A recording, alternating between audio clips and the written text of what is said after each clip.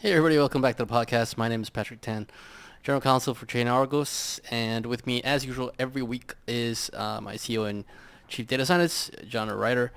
Thank you for tuning in. Thank you for watching, liking, commenting, subscribing, whatever it is that you're doing. We appreciate it. What are we going to talk about this week, John? We're going to talk about BlackRock's Tokenized money market fund. That's what it is. Yeah, okay. We'll talk a little bit about that. What is a blob, or what are blobs? I have no idea. So John's going to explain what blobs are. And finally, we'll do a little bit of data stuff as we do every week. This time we're going back to blacklisting again. So moving away a little bit away from some of the market data stuff and having a look at looking at some of It's market data. I mean, yep, the yeah, okay. weather is market data. True.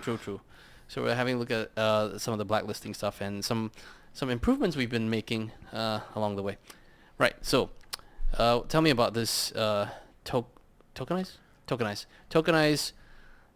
money market fund from BlackRock. It's just basically a standard MMF. They've come up with a very long name that the abbreviation is BUIDL.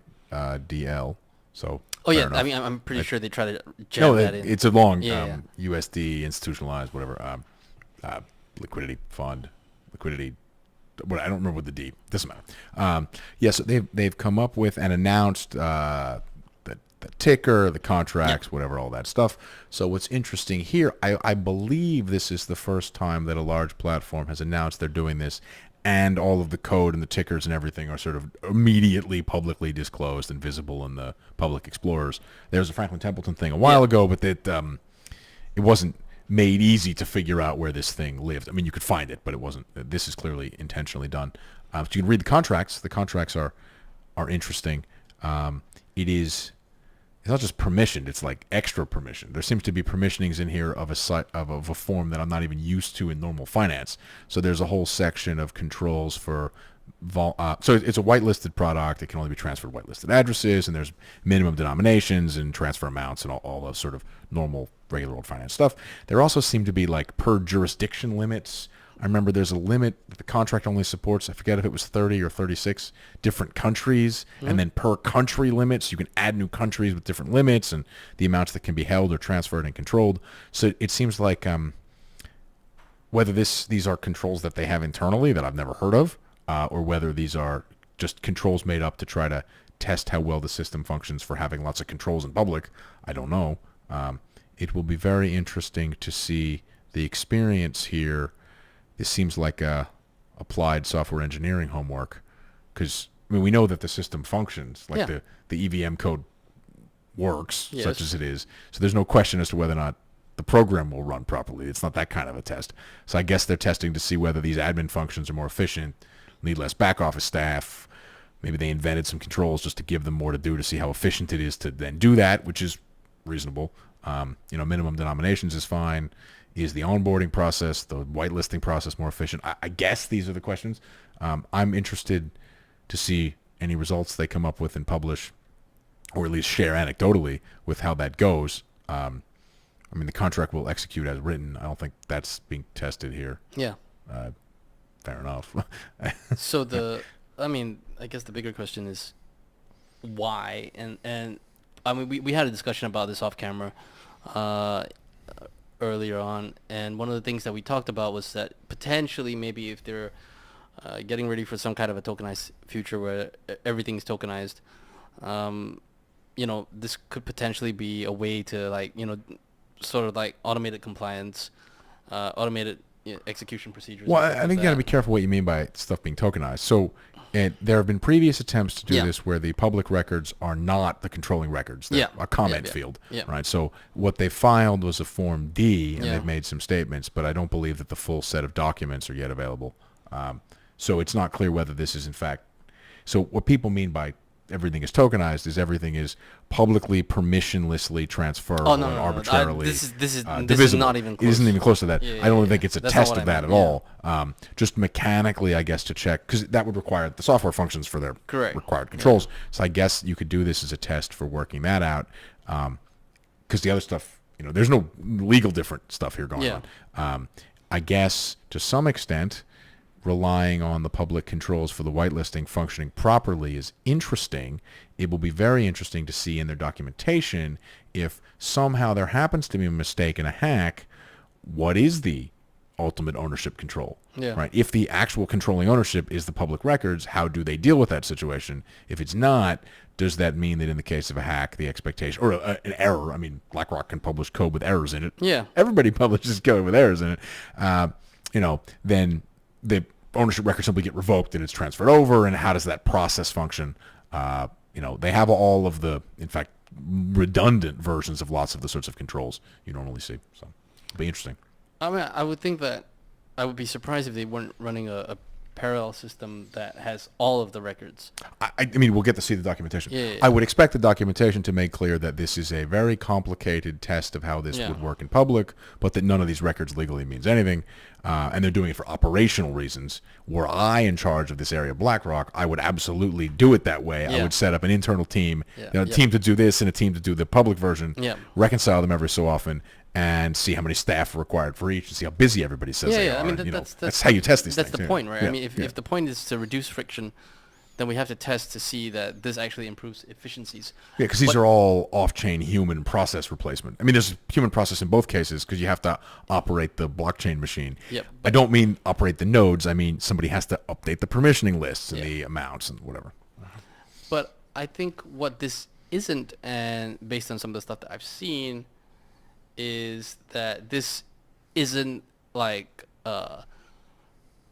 bullish for decentralization and tokenization, which is how this messaging has been hijacked to some extent. Seeing that somebody wants to do the tests, I think, is optimistic in the sense that someone's taking it seriously. You have to see what the results come back. Right? Yeah. I don't know. Yep. No, I mean, I would anticipate, I would interpret not hearing any operational results once you see on-chain data as meaning this turns out to not be any more efficient. I would also interpret their legal documentation saying the public records are the official records as an extremely all-in type sign from them. I would be astonished if that was legally permitted for U.S. registered securities. But I mean, to be fair, it's a money market fund, and they're being sold subject to a variety of exemptions, so there's limited registration requirements. I'm a BlackRock customer, so I will see if I can buy this thing. I suspect that I will be able to once it's launched. It looks like a generic money market fund. So, all right. What's a blob? Okay, so there was a Ethereum Denkun. Oh, these sound like science fiction names. Release. So this is an upgrade to the system to allow a thing they're calling blobs, which are meant to convey arbitrary blobs of data.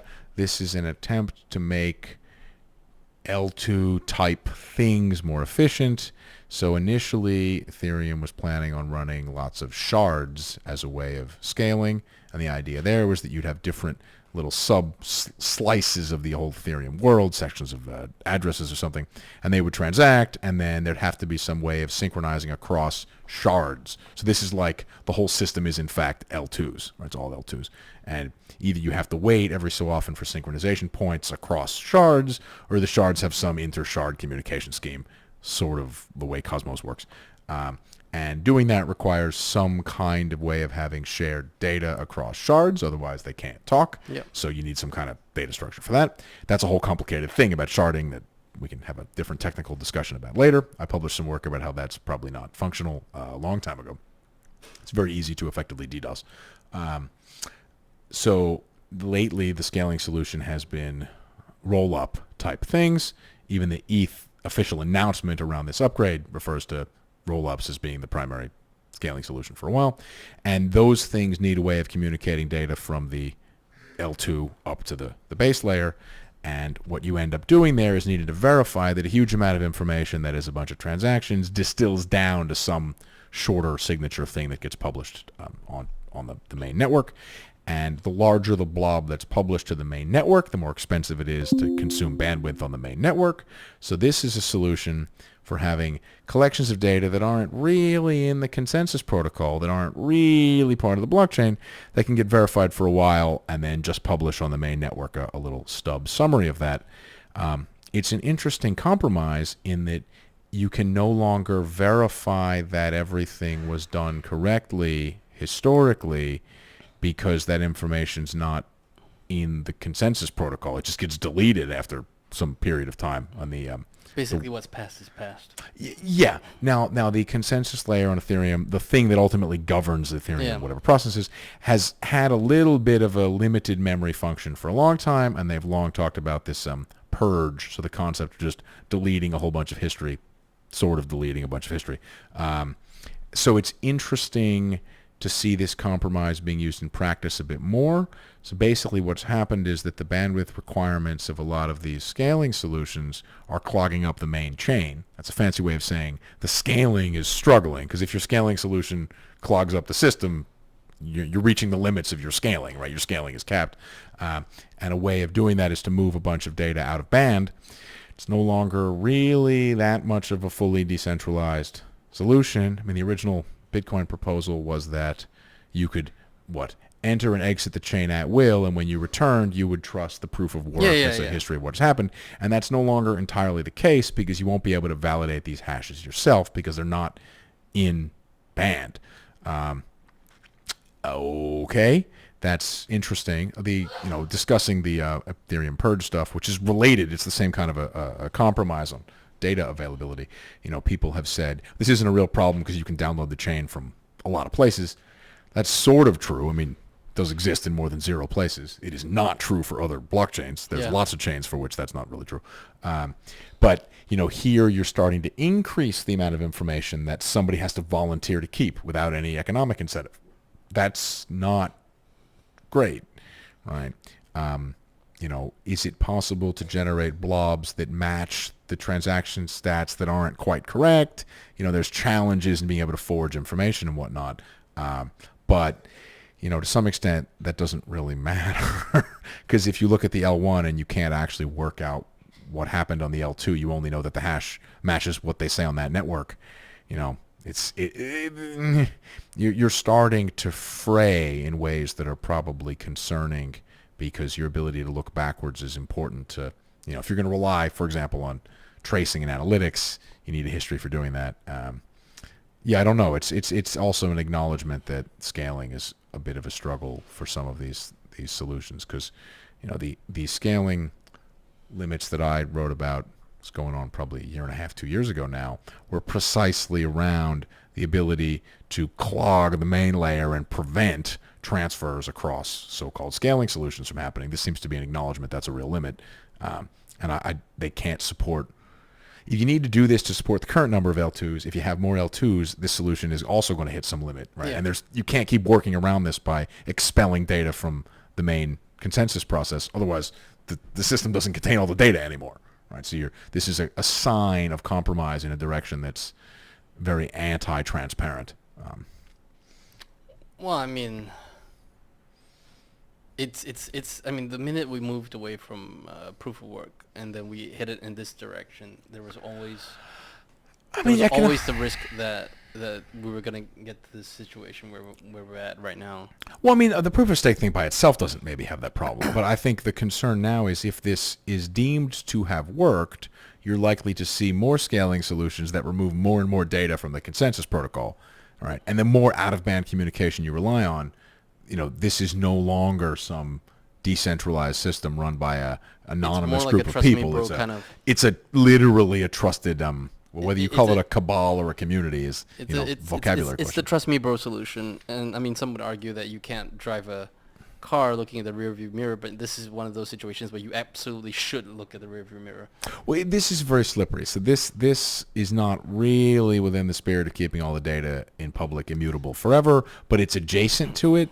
My biggest concern with respect to that is that this suggests, if it works, you're going to start hearing proposals that are far further out there. The whole defense of the purge was that the data was available somewhere, so don't worry about it.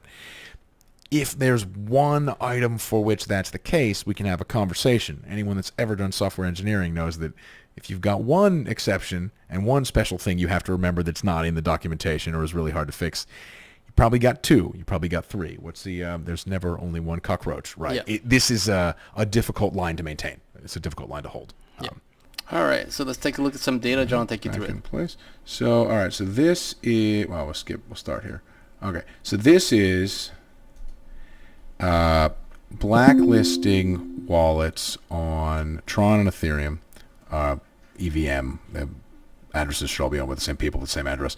So this is bucketed by month for, I think there's 6 different blacklisting sources here. So the first thing you can see, of course, is that the totals go up and to the right. They're increasing over time. That's not surprising to anybody.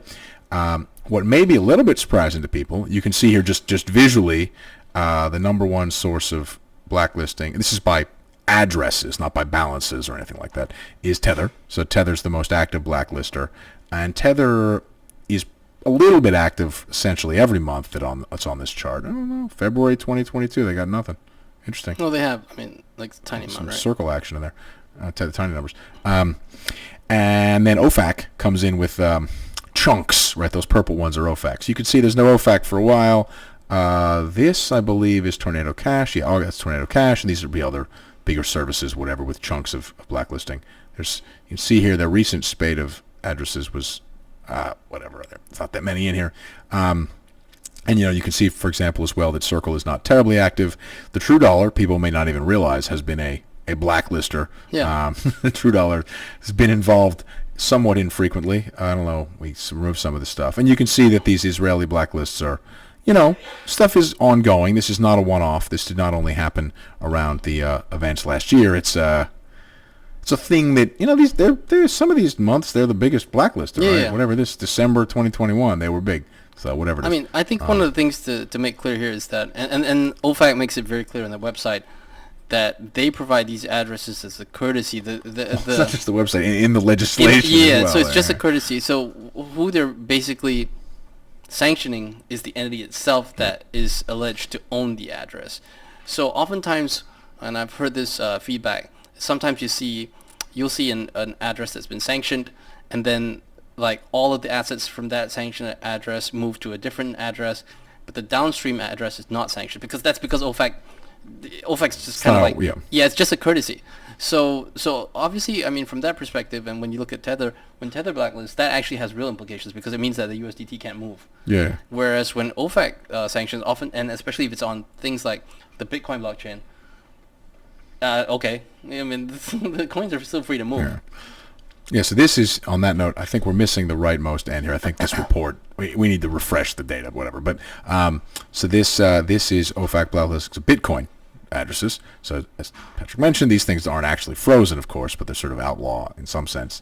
And there are some numbers off here to the right, the filters, whatever, but they're not massively larger. I don't know what happened at this point where lots of stuff came out. But I assume these are all Russia related, given it's April 2022.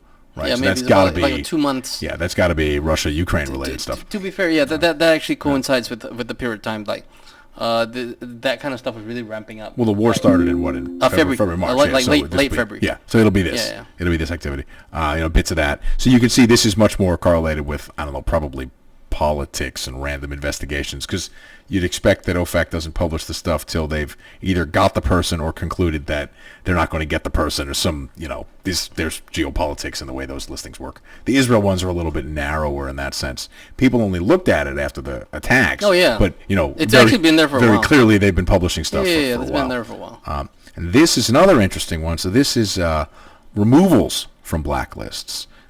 So Tether's the most active blacklist remover. There are token amounts of other blacklist removings. This doesn't break it out because there's no real point. And you see here that blacklist removals are a thing. I think we discussed this before. This one all the way back, move the picture. This one all the way back over here was definitely a test of the system. And then one of the others looked like it was also a test of the system in here. But, this is not a test, right? These are not tests. So there are things getting unfrozen every so often in small but non-zero amounts. We are studying that to try to understand what the behaviors look like. It'd actually be interesting to have a conversation with the Tether folks about how some of this works. It would also be interesting sort of to not, in the sense that talking to them might help us both understand what's going on, but also it's nice to see if two different groups come to different conclusions about the same question, right? So it'd be nice to obviously have the conversation. I wonder what we've observed regarding the behavior of these wallets versus, what was expected or intended. We've seen a few that got unblacklisted and the money was sent out immediately. whether that's coordinated or not. Well, we saw one where money was sent in, Yeah. then it was unblacklisted, and then that money plus what was left before was all sent out. Who knows what really happened there? There's mysteries hidden inside some of these numbers. And I mean, anecdotally, we have been told that sometimes, the Tether would put a freeze on a wallet address based on some kind of police report, whether the report is erroneous, legitimate, whatever. And people who have managed to sort of like appeal to Tether or get the police report revoked or say that was spurious or whatever the case may be, they've managed to get that unblacklisted. So we've seen that, but that's just anecdotal based on, like a couple of cases where people have actually told us that that's the case. But outside of those specific circumstances, I mean, to my mind, just logically, if some kind of competent authority came up to Tether to say, freeze these wallets, fine, Tether freezes these wallets, and, it's not going to unilaterally unfreeze them. Sure, somebody coming into them saying... Yeah, I doubt they say you have 90 days to give us proof we're unfreezing them. That's a bold strategy. Yeah, I mean, we have no evidence. We can't detain the guy. I mean, that's insane. It's not a police station. Yeah. So, I mean, that should probably be one obvious reason why it gets unblacklisted. Yeah. So this is just cutting it down to only showing Paxos and TUSD. People probably don't even realize that these things have blacklists. They're not used much, and it's never been clear to me if these products were small and not so heavily used because the user bases were, Paxos, whatever, USDP in particular, could have been just a super, super compliant user base that was transferring money among North American services, and there was no trouble, and nothing was happening was exciting, but it wasn't scalable either because not that many people cared to use the services, or whether they were just small enough that stuff wasn't being done. Does anybody talk about USDP? There's now some discussion about TUSD being used for dodgy behavior, right? And I don't know that they're going to blacklist any addresses going forward, given the changes in management style. But, I wonder, when did they last blacklist 2 addresses? This is November, and then Paxos blacklisted somebody in January. I don't know. Whether these are being active enough or whether people are talking to them enough is unclear. I don't know that the authorities are even aware of these things to some extent, because you never see any coverage, right? Paxos got slapped around. They don't hold a press conference every time they blacklist something. No. But I mean, following the BUSD was much bigger than Paxos' own product, right? And then when that got shut down, I don't recall them doing any blacklisting. Oh, BUSD? Yeah. I don't even remember if the system tries to figure it out. Yeah. I don't feel like investigating that fact, but there you go. All right, and there you go. On that note, thank you for tuning in. Thank you for watching. Thank you for listening. Keep those likes, comments, and subscribes coming on. We appreciate it when you do it. And otherwise, have a great weekend. We'll see you again next week. Thank you. Bye-bye.